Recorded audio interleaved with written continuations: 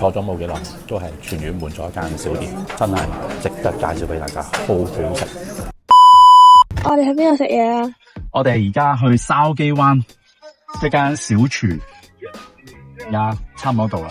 OK， 就喺對面呢間竹盞小廚，book 咗嘅。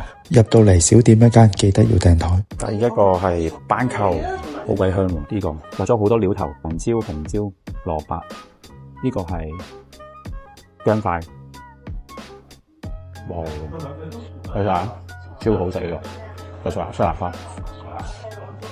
真係好好食，每一塊斑扣都煎過，佢個皮有少少焦香，佢先擺啲柴搭，好豐富，好豐富。另外一個豉油雞，呢度最出名之一。我打電話訂台嗰陣時咧，佢問我要唔要訂個豉油雞，咁我就好啊，要半隻。哇！一上嚟，原來係個成個煲仔上，嗰啲味道逼晒落去，全部皮都索晒啲汁，隻色好靚。好大彈性，冇多餘嘅脂肪，應該就係因為呢個鍋逼晒啲脂肪落去鍋裏。哇！啲雞超嫩超嫩，呢度好多料頭。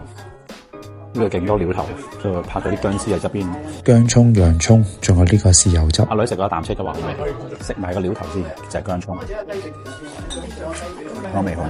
再嚟就係荷葉蒸土柚馬蹄肉餅飯，呢個飯老婆大讚特讚，因為佢話啲豬肉唔會超級肥，但係仍然係好 juicy。成個飯都有輕輕炒過，再底又擺咗荷葉，最有荷葉嘅香味，軟餅厚嘅肉餅，嗰啲汁就滲晒入去，咁所以咧啲飯冇好乾身，始終係一個蒸飯。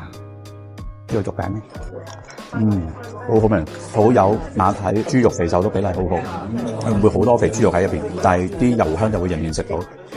呢間小廚可以俾好高分，好高分，好高分，因為真係好好食。希望大家中意我分享介紹，拜拜。